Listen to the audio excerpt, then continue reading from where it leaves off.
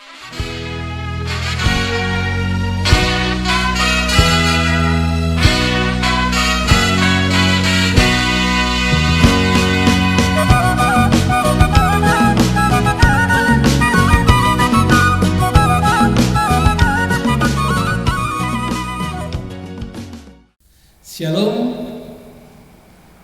salam kasih, salam sehat, dan salam sejahtera. Hari ini kita akan mulai lagi untuk khotbah pertanyaan di minggu ini. Karena itu mari kita berdoa. Bapa yang maha baik, Allah yang kami sembah dalam nama Tuhan Yesus Kristus, puji dan syukur kami panjatkan kehadirat-Mu ya Bapa untuk hari ini. Kalau kami boleh pertanyaan kembali di malam hari ini, kiranya kasih karunia dari Engkau sendiri ya Tuhan, yang selalu menyejukkan hati kami untuk mendengar sebagian dari firman-Mu. Terima kasih Tuhan Yesus, kami berdoa. Amin. Shalom Bapak Ibu, Bapak sebelum remaja dan juga adik-adik sekolah minggu yang terkasih dalam Kristus. Firman Tuhan hari ini diambil dari Efesus pasal yang kelima ayat 15 sampai dengan ayat yang ke-21. Efesus pasal yang kelima ayat 15 sampai dengan ayat yang ke-21. Karena itu perhatikanlah dengan seksama bagaimana kamu hidup. Janganlah seperti orang bebal, tetapi seperti orang arif. Dan pergunakanlah waktu yang ada, karena hari-hari ini adalah jahat. Sebab itu janganlah kamu bodoh, tetapi usahakanlah supaya kamu mengerti kehendak Tuhan. Dan janganlah kamu mabuk oleh anggur, karena anggur menimbulkan hawa nafsu. Tetapi hendaklah kamu penuh dengan Roh, dan berkata-katalah seorang kepada yang lain dalam mazmur, kidung, puji-pujian, dan nyanyian rohani. Bernyanyi dan bersoraklah bagi Tuhan dengan segenap hati. Ucaplah syukur senantiasa atas segala sesuatu dalam nama Tuhan kita Yesus Kristus kepada Allah dan Bapa kita. Dan rendahkanlah dirimu seorang kepada yang lain di dalam takut akan Kristus. Demikianlah firman Tuhan. Kita salutna ka amaina, napa sebelum remaja dan adik-adik yang terkasih, isi keseluruhan dari kitab Efesus pasal yang kelima ini menekankan akan hidup sebagai anak-anak terang. Kalau dikatakan sebagai anak-anak terang, berarti kita ini bukan anak-anak kegelapan, tapi anak-anak terang. Dan dalam nats ini mau dikatakan bagaimana ciri dari hidup dari anak-anak terang. Yang pertama adalah hidup sebagai anak terang berarti tidak seperti orang bebal. Seperti tadi ayat yang ke-15, janganlah seperti orang bebal, tetapi seperti orang arif. Jadi yang pertama itu kita menjadi orang arif. Apa itu orang bebal? Kalau tadi saya baca di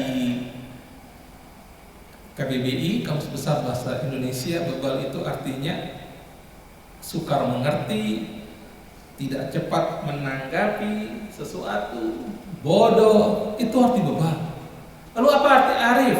Arti arif artinya bijaksana, cerdik, pandai, berilmu. Nah, kalau dikatakan arif, di sini juga dijelaskan di ayat yang ke-17. Sebab itu janganlah kamu bodoh. Bodoh di sini tadi bebal. Tetapi usahakanlah supaya kamu mengerti kehendak Tuhan. Nah, jadi pengertian arif di sini, bijaksana di sini adalah supaya mengerti kehendak Tuhan. Dari mana kita tahu kehendak Tuhan? Dari firman Tuhan. Bagaimana kita tahu kehendak Tuhan? Membaca firman Tuhan, Alkitab. Sederhana sekali. Firman Tuhan itu sederhana. Kalau firman Tuhan mengatakan, kasihilah Tuhan Allahmu dengan segenap hatimu, dengan segenap jiwamu, dengan segenap akal budimu. Dan hukum yang sama dengan itu adalah kasihilah sesamamu manusia seperti dirimu sendiri. Sederhana bukan? Tetapi seringkali kita yang bebal. Sudah diberitahu, tapi nggak mau mengerti.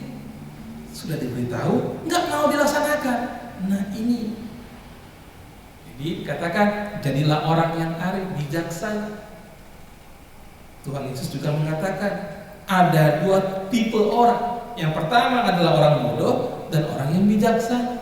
Orang bodoh adalah yang membangun rumah di atas pasir. Datanglah badai, hujan, hancur rumahnya. Tetapi kalau orang bijaksana, dia membangun rumahnya di atas batu. Artinya yang membangun di atas pasir, dia tahu firman Tuhan, dia mengerti firman Tuhan, tetapi tidak dilaksanakan. Tetapi yang membangun di atas batu, dia tahu firman Tuhan, dia mengerti firman Tuhan, dan dia laksanakan. Itu bedanya. Yang kedua, menjadi anak-anak terang, mempergunakan waktu yang ada. Di sini ayat 16 dikatakan, dan pergunakanlah waktu yang ada karena hari-hari ini adalah jahat. Di sini saya tekankan ada kata waktu dalam bahasa Yunani, di sini dipakai kairos. Ada dua arti waktu dalam bahasa Yunani, kairos dan kronos. Kairos itu artinya kesempatan, lebih pada kesempatan. Tapi kronos itulah dasar kata dari kata kronologi. Jadi kalau dikatakan di televisi ataupun di koran ada misalnya kasus pembunuhan, pasti polisi akan memberikan keterangan bagaimana kronologinya. Jam sekian apa yang terjadi, jam sekian apa yang terjadi. Itulah kronologi. Tapi ini adalah kairos, kesempatan. Jadi selama kita hidup, selama masih kita bernafas, masih diberikan kesempatan ini, pertanyaannya adalah apa yang bisa kita berikan untuk Tuhan sebagai yang terbaik dari diri kita. Nah ini kesempatan untuk hidup. Memang kalau waktu ini tidak akan pernah kembali lagi. Saya sendiri saja kadang bisa nggak ya memutar kembali waktu, tapi tidak. Waktu tidak akan pernah kembali, dan dia akan terus berjalan linear, lurus, terus berjalan. Jangan pergunakan waktu yang ada ini untuk malas-malasan. Pergunakan waktu untuk baca Alkitab. Pergunakan waktu saat ini untuk kebaikan itu. Yang ketiga, nah ini agak menarik. Yang ketiga adalah, dan janganlah kamu mabuk oleh anggur, karena anggur menimbulkan hawa nafsu, tetapi hendaklah kamu penuh dengan roh. Di sini untuk janganlah mabuk dengan anggur artinya janganlah kita mengikuti kesenangan duniawi. Kalau dikatakan anggur berarti di bawah kendali alkohol, berarti jangan kita di bawah kendali duniawi, tetapi hendaklah penuh dengan roh. Artinya adalah Roh Kudus yang menuntun, Roh Kudus yang membimbing, Roh Kudus juga yang mengendalikan hidup kita. Tapi seringkali banyak orang bertanya kepada saya, seperti apa sih Amang hidup penuh dengan roh? Karena ada beberapa klaim dari beberapa gereja itu, kalau hidup dengan roh itu berarti bisa bahasa roh. Nah, ada lagi yang mengatakan kalau penuh dengan roh itu begini dan lain sebagainya. Mereka punya klaim kebenaran. Tapi mari kita lihat dengan Tuhan, seperti apa sih hidup dengan roh? Saya mencatat di sini pengertian penuh dengan roh. Saya lihat peristiwa-peristiwa yang penuh dengan roh itu apa aja dalam Alkitab. Yang pertama, Yohanes Pembaptis. Sejak dari rahim dia penuh dalam Roh Kudus. Kalau kita baca di dalam kalau kita baca di Lukas 1 ayat 15, Lukas 1 ayat 15, di sana dikatakan, sebab ia akan membesar di hadapan Tuhan, dan ia tidak akan minum anggur atau minuman keras, dan ia akan penuh dengan Roh Kudus mulai dari rahim ibunya. Dan apa yang terjadi ketika dia dipenuhi dengan Roh Kudus saat dari rahim ibunya? Kalau kita baca di Lukas 1 ayat yang ke-14, 44 dikatakan di sana, ketika Elizabeth disapa oleh Maria, maka anak itu Yohanes Pembaptis yang masih dalam rahim Elizabeth itu melonjak kegirangan. Kalau baca dalam Lukas 1 ayat 44, sebab sesungguhnya ketika salamu sampai kepada telingaku, anak yang di dalam rahimku melonjak kegirangan. Ini luar biasa. Penuh dengan Roh Kudus dari rahim. Ketika mendengar suara dari Maria, dia melonjak kegirangan. Yang kedua, mari kita lihat peristiwa Pentakosta dalam Kisah Para Rasul 2. Dalam Kisah Para Rasul 2 ayat yang ke-1 sampai dengan ayat yang ke-4. Saya bacakan dulu ayat yang ke-4. Maka penuhlah mereka dengan Roh Kudus, lalu mereka mulai berkata-kata dalam bahasa-bahasa lain, seperti yang diberikan oleh Roh itu kepada mereka untuk mengatakannya. Nah, ini berkata-kata dalam bahasa lain. Saat itu mereka yang bukan orang situ berbicara kepada orang-orang yang ada di sekitar mereka dengan bahasa mereka. Kalau saya bayangkan, kalau saya ada di situ, saya orang Batak, lalu saya bisa bahasa mereka. Dikatakan di Alkitab di sini, kita orang Partia, dari Kisah Para Rasul 2 ayat 9, Media, Elam dan lain sebagainya. Mereka itu orang-orang Yahudi, tapi bisa bahasa seperti itu, bahasa Partia, Media, Elam. Artinya Tuhan memakai mereka agar ketika Roh Kudus hadir hingga kepada mereka, mereka berbahasa, bukan berbahasa yang tidak dimengerti oleh sekitar, tapi bahasa yang dimengerti dengan bahasa mereka, dengan bahasa yang ada di sekitar mereka. Padahal kalau aslinya tidak mengerti, tetapi dengan adanya Roh Kudus, bahasanya jadi bahasa yang dimengerti oleh mereka, yang ada di sekitar mereka. Kalau saya orang Batak, kemudian tiba-tiba saya berbahasa roh, pakai bahasa Jawa ataupun bahasa Cina seperti itu, ataupun bahasa Inggris, oleh orang-orang yang mengerti bahasa itu. Jadi itu. Nah, kemudian kita lihat lagi seperti apa sih penuh dengan Roh Kudus. Maka Kisah Para Rasul 4 ayat 8. Waktu itu Petrus penuh dengan Roh Kudus. Maka jawab Petrus penuh dengan Roh Kudus, hai pemimpin umat dan tua-tua. Ketika itu Petrus dihadapkan pada tua-tua dan dia penuh dengan Roh Kudus. Dia tidak berbahasa lain, tetapi dia berbahasa yang dimengerti oleh tua-tua dan para pemimpin. Dikatakan di situ, jika kami sekarang harus diperiksa karena suatu kebajikan kepada seorang sakit dan lain sebagainya. Kalau kita baca di situ, artinya dia tidak memakai bahasa lain, tapi pakai bahasa yang dimengerti, bahasa Petrus sendiri, yang dipakai Tuhan. Nah, jadi kita mengerti ini soal undangan roh. Ada tadi bahasa yang dimengerti oleh sekitar kita, kalau kita nggak ngerti bahasa mereka. Lalu kedua, Tuhan memakai Roh Kudus supaya kita memakai bahasa kita sendiri. Nah, yang ketiga, kalau kita lihat di Kisah Para Rasul 10,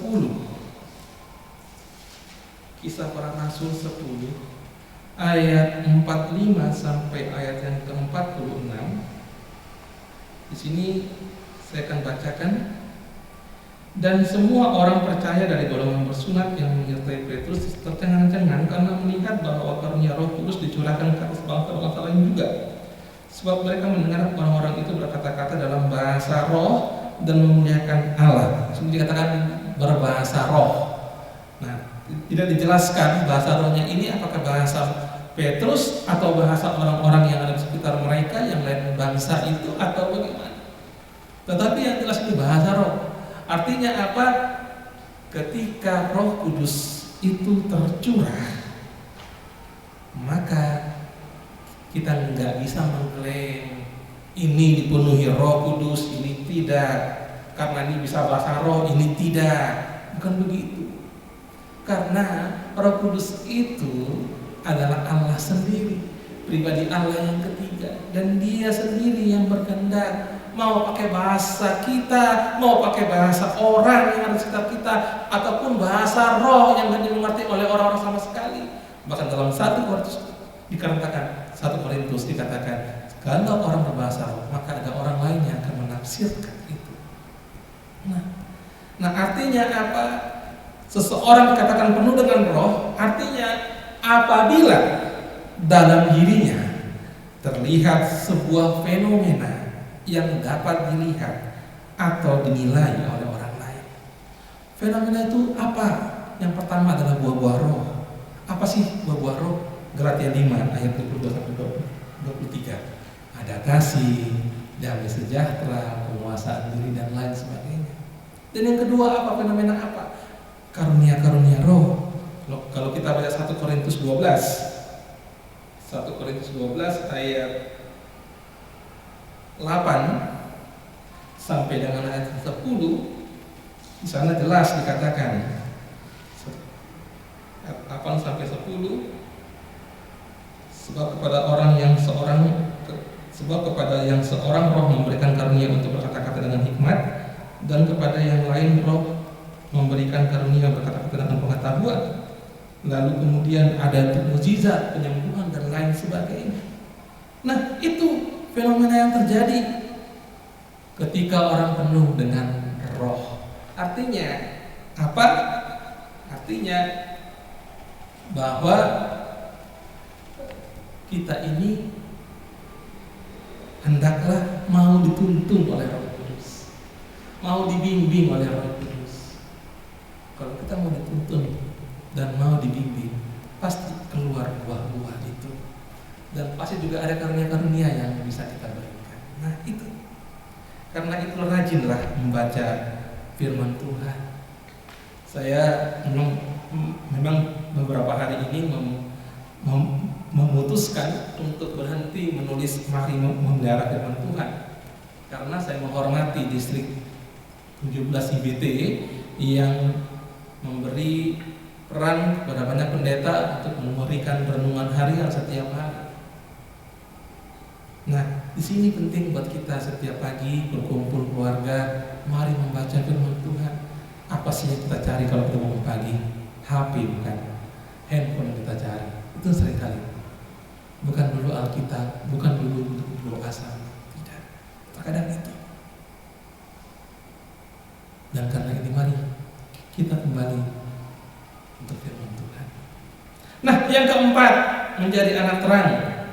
Berarti perkat adalah soal perkataan. Firman Tuhan di sini dikatakan dalam Efesus 5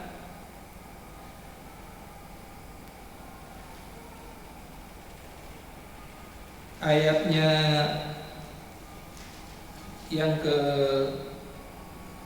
19, dan berkata-katalah seorang kepada yang lain dalam mazmur, kidung, puji-pujian dan nyanyian rohani, bernyanyi dan bersorak-soraklah bagi Tuhan dengan segenap hati. Artinya perkataan kita adalah perkataan yang memuliakan Tuhan. Perkataan kita adalah perkataan yang menguatkan. Nah, ini saya tertarik tadi sore saya dapat di grup WA dari seorang jemaat. Saya tertarik gini, kita bercanda, Tuhan serius. Setiap menjelang pergantian tahun, banyak yang bercanda, mau mencari kalender yang banyak tanggal merahnya. Tuhan mengabulkan sekarang. Ketika Nadiem ditunjuk menjadi Menteri Pendidikan, banyak yang bercanda, nanti belajarnya cara online. Bayar SPP, terima raport, yang gak usah repot ke sekolah, cukup pakai GoPay dan GoSend. Tuhan nyatakan sekarang. Nah, kemudian lagi ketika Menteri Pendidikan melempar konsep merdeka belajar dan bercanda, dosen nggak perlu ke kampus, mahasiswa bisa belajar di mana aja, kampus bakal sepi. Tuhan realisasikan sekarang. Bukankah ucapan itu adalah doa? Mari kita buka Bilangan 14 ayat 28, ini menarik. Saya akan baca. Dalam Lukas 1:8, katakanlah kepada mereka, demi Aku yang hidup, demikianlah firman Tuhan, bahwasanya seperti yang kamu katakan di hadapanku, demikianlah akan kulakukan kepadamu. Saya sering mendengar ucapan itu adalah doa. Apa yang kamu katakan di hadapanku, itu juga yang akan kulakukan di hadapanmu. Ini menarik. Artinya, apa sih yang sering keluar dari mulut kita? Ketakutankah? Bersungut-sungutkah? Kekhawatirankah? Seperti itu kan yang terjadi. Yang keluar dari perkataan kita, kekhawatiran, sungut-sungut, takut. Tetapi di sini mari, yang keluar dari perkataan kita ini seharusnya adalah iman karena percaya akan Tuhan, syukur, pujian, itu seharusnya yang keluar, sehingga Tuhan akan mengabulkan apa yang kita minta. Amin. Lalu yang kelima adalah mengucap syukur. Seperti tadi dikatakan dalam Yesus 5, saya dikatakan di sini, ucaplah syukur senantiasa atas segala sesuatu dalam nama Tuhan kita. Artinya apa? Ketika kita mengucap syukur, kita ini menerima apa yang ada sebagai yang terbaik yang datang dari Tuhan. Mari kita lihat kalau bangun pagi, masih bersyukurkah kita karena kita diizinkan melihat orang tua kita, diizinkan melihat adik kita, diizinkan melihat abang kita, kakak kita, suami kita, istri kita. Bersyukur. Pertanyaannya begini, bagaimana abang bersyukur kalau suami saya di PHK, suami saya dirumahkan lama karena corona ini?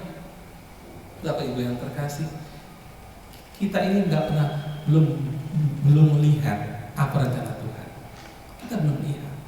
Saya teringat dengan seorang ibu, kesaksian satu keluarga ketika suaminya di PHK. Lalu yang terjadi di rumah itu adalah percekcokan setiap hari. Setiap hari bercekcok mereka. Karena si ibu menyalahkan sang suami, kenapa sampai bisa di PHK? Kan kamu bisa dong sesuai dengan atasan. Tetapi yang terjadi dia nggak sesuai dengan atasannya sehingga dia di PHK.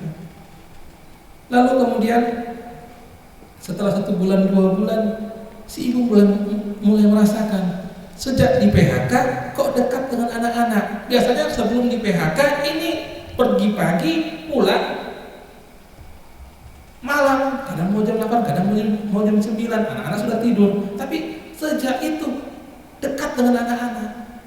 Di situ kemudian dia menyadari, oh ini mungkin maksud Tuhan, dia di PHK supaya dekat dengan anak-anak. Lalu dia punya semangat hidup. Semangat untuk apa? Memperbaiki ekonominya. Biarlah dulu dia dekat. Biarlah saya kerja dulu, entah membuat kue, dia buat kue, dia cari resepnya, lalu kemudian dia jual ke setiap warung, dia coba membeli ayam dengan hasil tabungan yang ada, lalu dia jual telur ayamnya itu, dan telur ayam kampungnya itu ke warung-warung. Puji Tuhan, semua terberkati kemudian, tidak ada percekcokan. Jadi kalau misalnya kita mengalami kesukaran dan lain sebagainya, coba dulu pahami apa sih kehendak Tuhan dalam hidup kita ini. Apa sih? Jangan langsung menyalahkan, jangan. Itu anak terang. Nah yang terakhir Bapak Ibu yang terkasih, dikatakan di sini, dan rendahkanlah dirimu seorang kepada yang lain di dalam takut akan Tuhan. Nah ini penting. Rendahkanlah dirimu. Saya sampai berpikir apa aja sih faktor yang membuat kita tinggi hati? Harta, kekayaan, apalagi pangkat atau jabatan, apalagi pendidikan. Ini yang sering kita banggakan. Saya kan kaya, saya kan pendeta, saya kan sintua. Jangan berani ya sama saya ini pendeta loh. Saya ini sintua loh. Nah ini, ingat loh, saya sintua, ingat loh, saya pendeta. Ini jangan. Bukan itu. Lihat virus yang kecil itu bisa membuat segalanya menjadi tidak berarti, yang besar itu tidak berarti sama sekali. Lihat itu, Bapak Ibu yang terkasih. Sebagai seorang pendeta, saya selalu menyatakan dalam diri saya bahwa saya adalah seorang pelayan. Bukan pendeta itu bukan profesi, tapi adalah seorang pelayan. Pelayanan itu yang paling penting. Dan bagi saya itu bukan kebanggaan. Karena apa? Karena sebagai seorang pendeta, tanggung jawab saya sama Tuhan itu hebat. Itu harus saya bertanggung jawabkan apa yang saya perbuat, apa yang saya ucapkan, apa yang saya katakan, apa yang saya perbuat itu harus saya bertanggung jawabkan. Jangan sampai nanti ketika kita semua terangkat, kita semua diperhadapkan pada pengadilan Kristus nanti, saya sendiri ditolak karena nggak sesuai antara ucapan dengan perbuatan. Nah ini tanggung jawabnya luar biasa. Makanya saya selalu mengatakan, saya selalu merendahkan diri di hadapan semua orang, mau kaya ataupun miskin ataupun apapun itu. Karena itu kita semua Bapak Ibu, mari kita lihat saat ini seperti apa kita. Dikatakan rendahkan hati dirimu seorang kepada yang lain dalam takut akan Kristus. Artinya kalau kita ini hidup harus dulu takut sama Kristus, takut sama Tuhan. Kalau sudah takut sama Tuhan, maka yang ada adalah kerendahan hati, tidak lagi meninggikan diri. Seringkali kita begitu kan, saya kan lebih hebat, saya kan lebih kuat, karena gara-gara saya ini bisa begini ya. Nah ini nggak boleh. Karena kalau Tuhan sudah marah, kita mau bilang apa? Karena itulah Bapak Ibu yang terkasih, mari hidup sebagai anak-anak terang, arif, bijaksana, pergunakan waktu yang ada, lalu kemudian penuh dengan roh Tuhan, lalu perkataan kita selalu pujian, selalu menguatkan orang, mengucap syukur, dan yang terakhir merendahkan diri kita di hadapan Tuhan dan di hadapan sesama kita. Dan disitulah akan terlihat siapa kita, kualitas kita di hadapan orang. Kita ini sama seperti berlian. Jadi kalau berlian ini, saya selalu bilang waktu di Lombok kemarin sama lansia, saya masuk ke toko berlian, saya kemarin agak ngeremehkan kayak mana sih berlian itu. Ternyata saya lihat berlian itu di atas sarung tangan, dan itu warna putih. Warnanya begini ya segitu aja, tapi ketika berlian itu ditempatkan di sarung tangan yang warna hitam, terlihatlah bagaimana terang benderangnya berlian itu. Bapak Ibu yang terkasih, demikianlah kita di tengah-tengah bumi, di tengah-tengah dunia yang gelap ini, kita harus seperti berlian itu, memancarkan terang Kristus ke semua orang yang ada di sekitar kita. Mari semuanya pergunakan waktu yang ada. Hari-hari ini adalah jahat, tetapi kita harus berbeda. Yang percaya Kristus katakan amin. Amin. Kita harus bisa berbeda. Dan karena itu jangan pergunakan lagi berbuat jahat waktu yang ada ini. Syukuri kalau kita masih hidup. Syukuri kalau kita masih bisa menikmati berkat Tuhan. Syukuri saja. Makanya lagu itu benar. Hidup ini adalah kesempatan. Yuk sama-sama kita nyanyikan. Hidup ini adalah kesempatan. Hidup ini untuk melayani Tuhan. Jangan sia-siakan waktu yang Tuhan beri. Hidup ini harus jadi berkat. Oh Tuhan, pakailah hidupku selagi aku masih kuat. Bila saatnya nanti ku tak berdaya lagi, hidup ini sudah jadi berkat. Tuhan Yesus memberkati. Amin. Kita berdoa.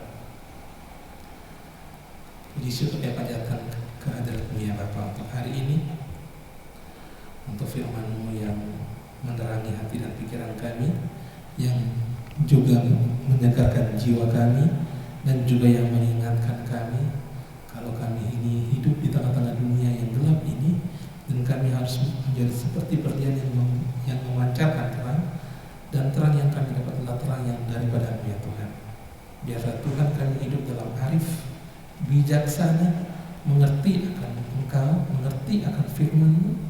Lalu juga Tuhan ajari kami untuk mempergunakan waktu-waktu yang ada ini, dan ajari kami Tuhan untuk selalu penuh dengan Roh-Mu yang mau dituntun, yang mau dibimbing oleh Roh-Mu ya Bapa. Dan biarlah Tuhan kami juga mau berkata-kata untuk menguatkan orang lain, memuliakan Engkau dengan pujian, dan kami juga mau mengucap syukur atas segala hal dan merendahkan diri kami di hadapan-Mu ya Bapa, dan juga di hadapan sesama kami.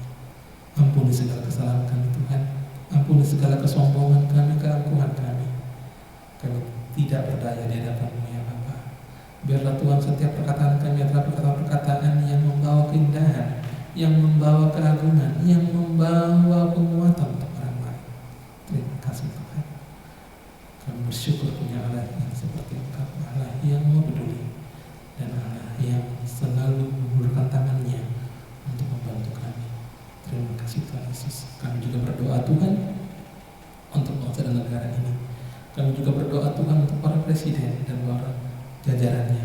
Tuhan berkahi mereka kebijaksanaan. Tuhan juga berkahi negara ini dengan kemajemukan.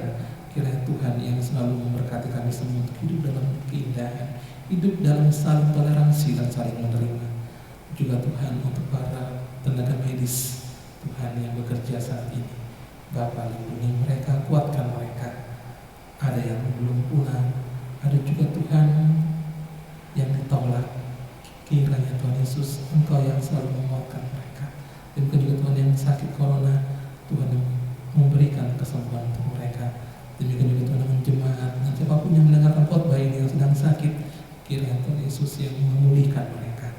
Terima kasih Bapa. Semuanya kami serahkan hanya di tangan-Mu.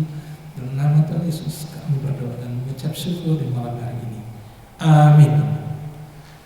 Shalom, salam kasih, salam sehat, dan salam sejahtera. Horas, puji Tuhan.